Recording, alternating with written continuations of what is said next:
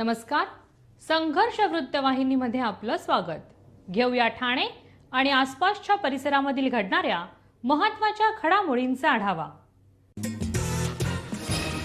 नवीन वर्षात देशाचे लोकप्रिय व यशस्वी पंतप्रधान नरेंद्र मोदी यांच्या नेतृत्वाखाली भारताने आर्थिक प्रगतीत मोठी झेप घेतली आहे.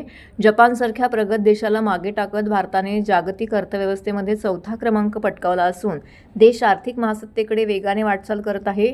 ही बाब 140 कोटी भारतीयांसाठी अभिमानाची, आनंदाची आणि गौरवाची आहे, असं प्रतिपादन उपमुख्यमंत्री एकनाथ शिंदे यांनी केले आहे. स्वर्गीय गुरुवर्य आनंद दिघे यांनी ठाण्यात सुरू केलेल्या मध्यरात्रीचे रक्तदान शिबिर या उपक्रमामध्ये सहभागी होऊन उपमुख्यमंत्री एकनाथ शिंदे यांनी स्वतः रक्तदान केलं. या उपक्रमामध्ये सहभागी झालेले सर्व रक्तदाते डॉक्टरांना यावेळी सन्मानचिन्ह देऊन त्यांचा गौरव करण्यात आला. या उपक्रमात सहभागी झालेल्या सर्वांना नवीन वर्षाच्या शुभेच्छा दिल्यात. यावेळी दिघे साहेबांनी सुरू केलेली ही परंपरा आजही ठाण्यात अव्याहतपणे सुरू असल्याचं सांगितलंय. यावेळी पुढे बोलताना ते म्हणाले की पंतप्रधान नरेंद्र मोदी यांच्या नेतृत्वाखाली भारत आज आर्थिक महासत्तेकडे वाटचाल करत आहे. लवकरच भारत जगातील 3ऱ्या क्रमांकाची अर्थव्यवस्था बनेल. देशाचे नवे जगभर उज्ज्वल करण्याचं काम मोदीजी करत असल्याचं सांगितलंय. तसेच नवीन वर्षामध्ये केंद्र सरकारने महाराष्ट्राला दिलेल्या मोठ्या विकासात्मक भेटीचा उल्लेख करत शिंदे म्हणाले की नाशिक ते अक्कलकोट ग्रीनफील्ड द्रुतगती मार्ग मंजूर झाला असून समृद्धी महामार्गाप्रमाणेच हा प्रकल्पही महाराष्ट्रासाठी गेम चेंजर ठरणार आहे. यासाठी मी पंतप्रधान नरेंद्र मोदी यांचे मनापासून आभार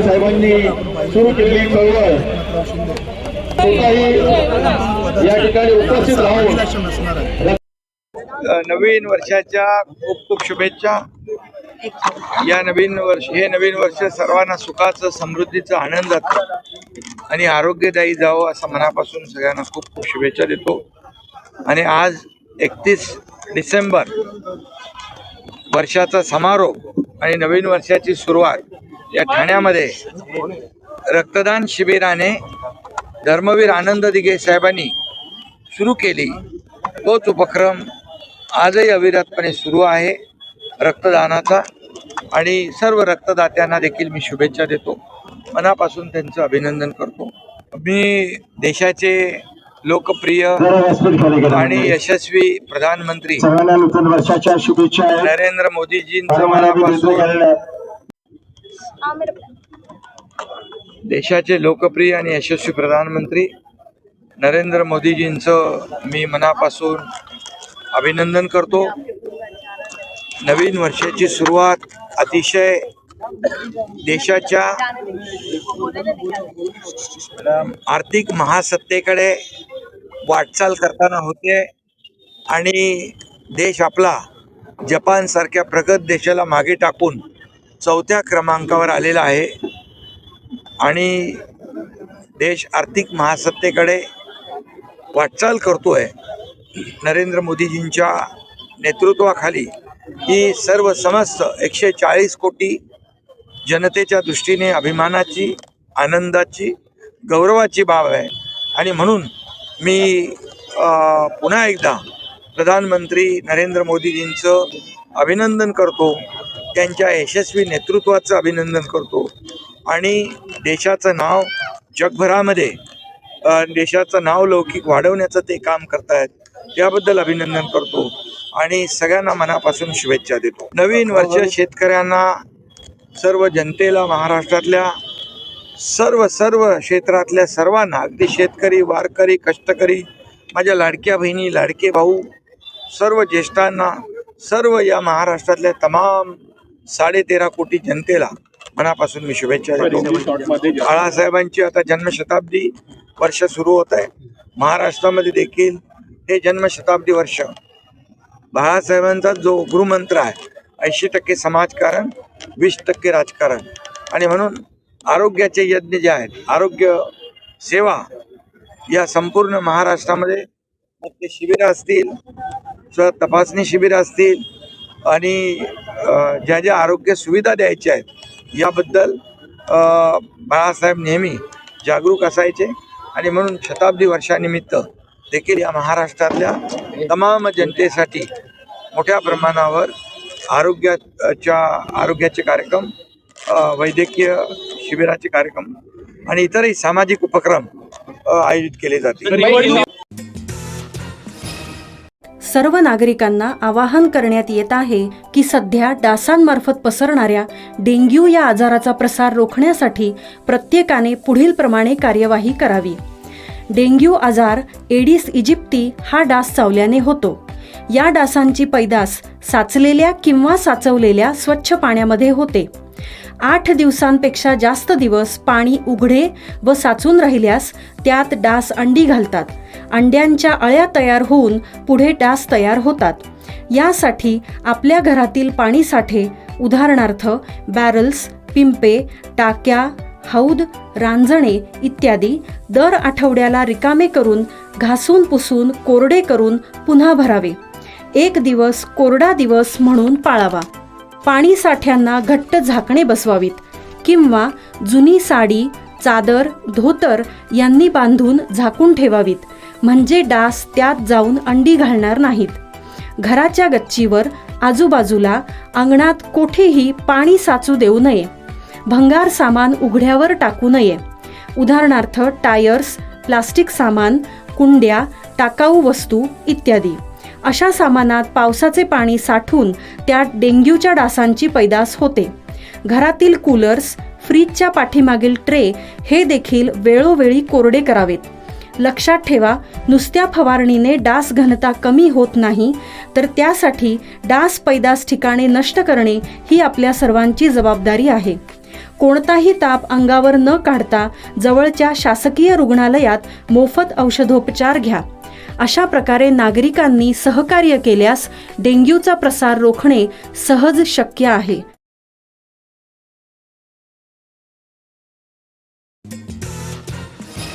एकतीस डिसेंबर आणि नववर्ष स्वागताच्या पार्श्वभूमीवरती ठाणे पोलीस आयुक्तालय क्षेत्रामध्ये मद्य पिऊन वाहनं चालवणाऱ्या 224 मद्यपींवरती आणि मद्यपी वाहन चालकांसोबत प्रवास करणाऱ्या 12 जणांविरोधात मोटर वाहन कायद्याप्रमाणे कारवाई केली. सर्वाधिक कारवाई ठाणे शहरामध्ये झालेली आहे. ठाणे पोलीस आयुक्तालय क्षेत्रामध्ये ठाणे, डोंबिवली, कल्याण, विठ्ठलवाडी, उल्हासनगर, अंबरनाथ, बदलापूर, भिवंडी ही शहरे येतात. या क्षेत्रात ठाणे वाहतूक पोलिसांचे 18 कक्ष कार्यरत आहेत. नववर्षाच्या पूर्वसंध्येला अनेक जण फेरफटका मारण्यासाठी बाहेर पडतात, परंतु काही जण मद्य पिऊन वाहनं चालवत असतात, त्यामुळे एखादा गंभीर अपघात घडण्याची भीती असते. ठाणे वाहतूक पोलिसांनी नागरिकांना मद्य पिऊन वाहनं चालवणे तसं आवाहन केलं होतं. नववर्ष स्वागताच्या पूर्वसंध्येला ठाणे पोलीस आयुक्त आशुतोष डोंबरे, सह पोलीस आयुक्त डॉक्टर ज्ञानेश्वर चव्हाण यांच्या निर्देशानुसार वाहतूक शाखेमध्ये 59 अधिकारी, 680 कर्मचारी असे एकूण 739 मनुष्यबळाच्या साथीने 54 ठिकाणी नाकाबंदी करण्यात आली होती. या तपासणीमध्ये 224 मद्यपी चालकांवरती तर मद्यपी वाहन चालकासोबत प्रवास करणाऱ्या 12 जणांवरती वाहतूक पोलिसांनी कारवाई केलेली आहे. यात वाहन चालकावरती वाहतूक नियमांचे उल्लंघन केल्याप्रकरणी कायदेशीर कारवाई करण्यात आली असल्याचे यावेळी उपायुक्त पंकज शिरसाट यांनी सांगितलं आहे.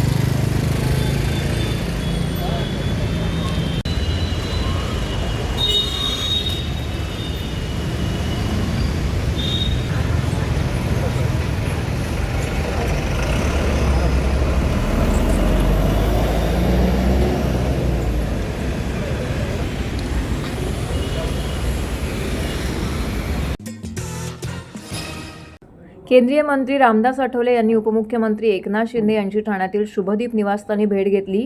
या भेटीमध्ये ठाण्यात आमचा कॉप तरी करा अशी विनंती रामदास आठवले आणि त्यांच्या रिपब्लिकन पक्षाच्या कार्यकर्त्यांनी उपमुख्यमंत्री एकनाथ शिंदे यांच्याकडे केली आहे। परंतु शिंदे यांनी भाजपसोबत युती झाल्याचं सांगितलंय, तसेच सकारात्मक निर्णय घेणार असल्याचंही ते म्हणालेत। महापालिका निवडणुकीमध्ये महायुतीतील रिपब्लिकन पक्षाला सन्मानजनक जागा मिळत नसल्याने रामदास आठवले यांनी स्वबळाचा निर्णय जाहीर केला होता। रामदास आठवले हे पदाधिकाऱ्यांसह उपमुख्यमंत्री एकनाथ शिंदे यांच्या ठाणे येथील निवासस्थानी गेले होते। मुंबईसह इतर ठिकाणी निवडणुकीमध्ये रिपब्लिकन पक्षाला भाजप आणि शिवसेनेकडून काही वाढीव जागा मिळाव्यात याबाबत चर्चा करण्यात आली। तसेच इतर महापालिकांमध्येही रिपब्लिकन पक्षाला देण्यात आलेल्या जागांबाबतही चर्चा झाली। यासोबतच मुंबई जिल्हा नियोजन समितीसहित इतर समित्यांवरती पक्षाच्या कार्यकर्त्यांना सामावून घ्यावे अशी मागणी आठवले यांनी शिंदे यांच्याकडे केली। याबाबत रिपब्लिकन पक्षाकडून यादी मिळाल्यास सकारात्मक राहून समित्यांमध्ये प्राधान्याने रिपब्लिकन पक्षाच्या कार्यकर्त्यांना सामावून घेऊ असं शिंदे यांनी यावेळी स्पष्ट केले। यावेळी ठाण्यामध्ये आमचा कॉप तरी करा अशी विनंती देखील शिंदे यांना केली। जसजशी ठाणे महानगरपालिकेची निवडणूक जवळ येत आहे तसतशा विविध घडामोडी घडत आहेत। ठाण्यातील उच्चभ्रू सुशिक्षित नागरिकांचा प्रभाग म्हणून ओळखल्या जाणाऱ्या नौपाडा प्रभागामध्ये गेली काही काळ एकत्र असलेल्या शिवसेनेचे शिवसैनिक येथे नगरसेवक म्हणून सतत 4 ते 5 टर्म निवडून येत होते। पण गेल्या सार्वत्रिक निवडणुकीत या प्रभागामध्ये भाजपचे सर्व 4ही नगरसेवक निवडून आले आहेत। गेल्या अनेक वर्षापासून धर्मवीर आनंद दिघे होते, त्या काळापासून आता उपमुख्यमंत्री एकनाथ शिंदे, खासदार नरेश म्हस्के, इतर पदाधिकारी यांच्या प्रमुख मार्गदर्शनाखाली कार्य करत असणारा सच्चा व लढवय्या शिवसैनिक म्हणून सुखदुःखात सतत धावून जाणारा एकमेव व्यक्ती म्हणजे किरण विष्णू नागती हे आहे। आगामी सार्वत्रिक निवडणुकीत किरण नागती हे नौपाडा प्रभाग क्रमांक 21 येथून अपक्ष म्हणून निवडणुकीला सामोरे जात आहेत। तर समाजसेवक किरण विष्णू नागती यांनी आतापर्यंत करत असलेल्या लोकसेवेबद्दल अपक्ष निवडणूक लढवत असूनही स्थानिक नागरिकांचे समर्थन मोठ्या प्रमाणामध्ये मिळत आहे। त्याचाच एक भाग म्हणजेच प्रभाग क्रमांक 21 मधील सर्वांचं अगदी लहानपणापासूनच ज्येष्ठांपर्यंत सर्व किरण नागती यांना भेटून आम्ही तुमच्या सोबत आहोत, तर काम करणाऱ्या माणसाच्या पाठीशी आम्ही कणखरपणे उभे आहोत असा विश्वास त्यांनी व्यक्त केला आहे।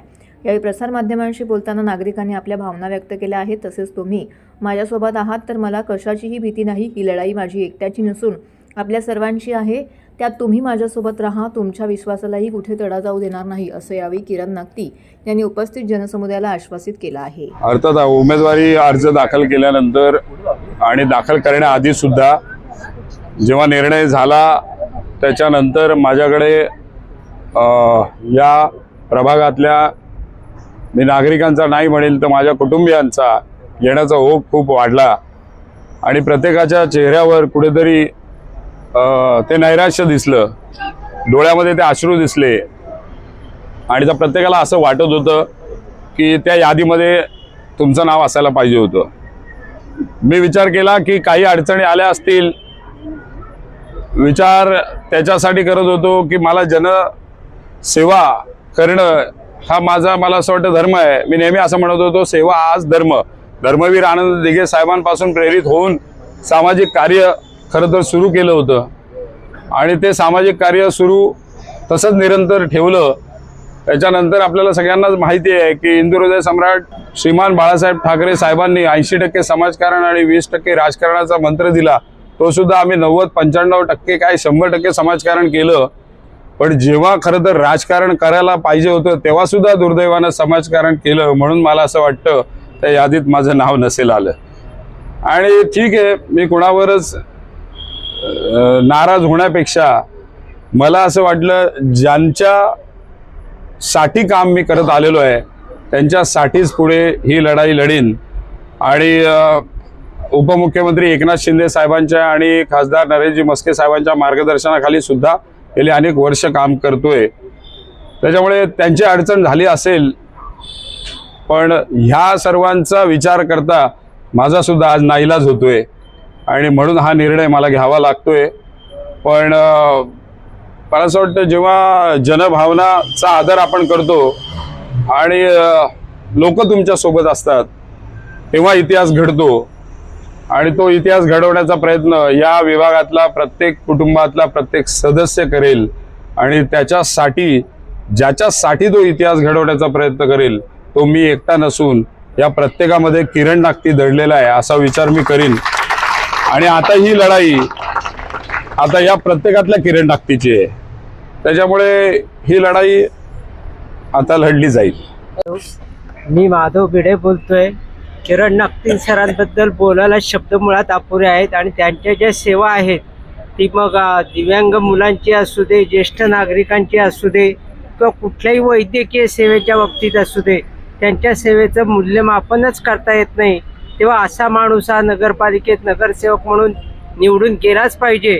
तेव्हा त्याला सर्वांनीच, आपल्या इथल्या लोकांनी, नौपाडा प्रभाग क्षेत्र क्रमांक 21 मधल्या सर्व सुज्ञान नागरिकांनी एक मताने भरघोस मतदान करून नगरपालिकेत नगरसेवक म्हणून पाठवायचाच आहे. किरण नागटी.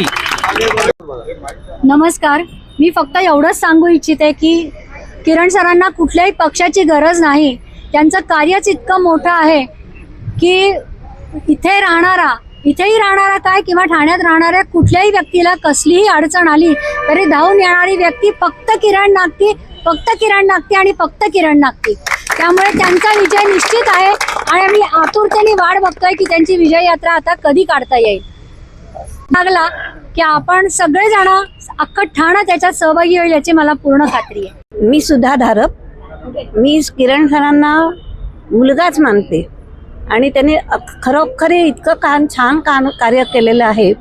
माझी सर्वांना माझी विनंती आहे की सरांना सगळ्यांनी निवडून दिलंच पाहिजे आणि त्यांच्या कामाला काही पर्यायच नाही आहे दुसरा. मी त्यांना माझ्यातर्फे आशीर्वाद पण देऊन ठेवते की तुम्ही येणारच आणि मी खूप त्यांना मानते. माझ्याकडे आता शब्द नाही आहेत काही बोलायला, पण परमेश्वरांनी स्वामींनी त्यांना यश देव एवढीच मी सर्वांना प्रार्थना करते. कळवा परिसरातील प्रभाग क्रमांक 9 ब मधून सुरेखाताई पाटील यांनी अपक्ष उमेदवारीचा अर्ज जो आहे तो दाखल केला आहे. गेल्या काही दिवसांपूर्वीच त्यांनी राष्ट्रवादीतून शिवसेनेमध्ये असंख्य नगरसेवकांसोबत प्रवेश केलेला होता. या दरम्यान त्यांना शिवसेनेचे प्रमुख त्याचबरोबर उपमुख्यमंत्री एकनाथ शिंदे यांनी त्यांना ठाणे महानगरपालिकेच्या निवडणुकीमध्ये उमेदवारी देण्याचं आश्वासन देखील दिलेलं होतं. मात्र दिलेला शब्द न पाळल्यामुळे अखेरीस सुरेखाताई यांनी अपक्ष उमेदवारीचा अर्ज जो आहे तो दाखल केलेला आहे आणि या निवडणुकीमध्ये मी ही निवडणूक लढणारच आणि जिंकणार सुद्धा असा विश्वास यावेळी सुरेखाताई पाटील यांनी व्यक्त केला आहे. त्याचबरोबर मतदार राजा माझ्यासोबत आहे. मतदार राजांचा शब्द पाळून मी आज या ठिकाणी उभी आहे. राजकारणामध्ये शब्द महत्त्वाचा असतो, शब्दामागे विश्वास दडलेला असतो. माझ्या या दोन्ही शब्दांवरचा विश्वासच उडालेला आहे. ज्यांच्या खांद्यावर विश्वासाने डोकं ठेवलं त्यांनी माझा केसाने गळा कापला, माझी ढाल पुढे करून स्वतःचं उखळ पांढरं केलं आहे असा आरोप देखील सुरेखाताई पाटील यांनी केला आहे. सुरेखाताईंना उमेदवारी देणार असाल तरच आम्ही सर्व कळवा प्रभागातले माजी नगरसेवक राष्ट्रवादीला सोडचिठ्ठी देऊन शिवसेनेत येऊ. काय झालं या आश्वासनाचं दिलेलं वचन नेमकं कोण विसरलं असा सवाल देखील सुरेखाताई पाटील यांनी उपस्थित केला आहे. शिवसेनेत माझा विसर पडला की स्वार्थासाठी इतर नगरसेवकांनी माझ्या नावाचा वापर केला. स्वतःच्या घरात उमेदवाऱ्या मिळणाऱ्या सुरेखालाच वाऱ्यावर सोडणाऱ्यांना धडा शिकवण्यासाठी व पक्षाच्या डोळ्यात अंजन घालण्यासाठी मी माझी अपक्ष उमेदवारी कायम ठेवत आहे. प्रभाग क्रमांक 9-3 मधून मी अपक्ष उमेदवार म्हणून लढणार असून विजयसुद्धा मिळवणार आहे. ही ग्वाही देखील त्यांनी पत्रकार परिषदेअंतर्गत दिलेली आहे. बदलणारी राजकीय समीकरणं पाहता मी राष्ट्रवादी काँग्रेस पक्षात प्रवेश करून पक्षाशी एकनिष्ठ शिलेदार म्हणून काम केलं. सलग 3 वेळा अगदी क्षुल्लक किरकोळ मतांनी माझा पराभव झाला. मी मोठ्या मनाने तो पराभव देखील स्वीकारला. मध्यंतरीच्या काळामध्ये पुन्हा राजकीय गणितं बदलली. देशात राज्यात एकाच विचारांची सरकार आली. शिवसेना 2 ठिकाणी विभागली. माननीय बाळासाहेबांचे व धर्मवीर आनंद दिघे साहेबांचे विचार पुढे घेऊन जाणारं नेतृत्व एकनाथ शिंदे साहेबांच्या रूपानं पुढे आलं आणि त्यावर मी विश्वास ठेवला. मात्र माझ्या विश्वासाला तडा गेला आणि मला वाऱ्यावर सोडलं असं देखील त्या यावेळी म्हणाले आहेत. पत्रकार परिषद घेत आहे, पण ह्यापूर्वी आम्ही जे शिवसेनेचे शिवसेनेमध्ये प्रवेश केला कळव्यातील आमच्या सहकाऱ्यांबरोबर आणि तेव्हा त्यांनी शब्द दिला होता की तुम्हाला उमेदवारी देणार प्रभाग क्रमांक 9 मधून. पण आता कुठे माशी शिंकले आणि मला ह्या उमेदवारीसाठी नाकारलं गेलं. पण आता माझ्या जनतेनेच मला विश्वासात घेतला आणि सांगितलं तुम्हाला जरी शिवसेनेचं तिकीट मिळालं नाही तरी तुम्ही अपक्ष म्हणून लढा, आम्ही तुमच्या पाठीशी आहोत, आम्ही तुम्हाला विजयी करू. षष्ठीशी माझं काही बोलणं झालं नाही, मला कोणतेही आश्वासन दिलं नाही. मी प्रभाग क्रमांक 9 ब मधून निवडणूक लढवण्यासाठी ठाम आहे. मी अपक्ष फॉर्म भरलेला आहे आणि माझी जनता माझ्या पाठीशी आहे. मी त्यांच्यासाठी काम करणार. आजपर्यंत मी दिवसाच्या जनतेसाठी काम करत होते. 2 टर्म मी नगरसेविका होते तेव्हाही काम केलेलं आणि नगरसेविका नव्हती तेव्हाही काम करत होते. आता माझी जनतेशी जी नाळ बांधलेली आहे ती जनता माझ्यासाठी आता मला सहकार्य करणार आहे. तर हे होतं संघर्ष वृत्तवाहिनीचं आजचं बातमीपत्र. उद्या पुन्हा भेटू याच वेळी याच ठिकाणी ताज्या घडामोडींसह. तोपर्यंत नमस्कार.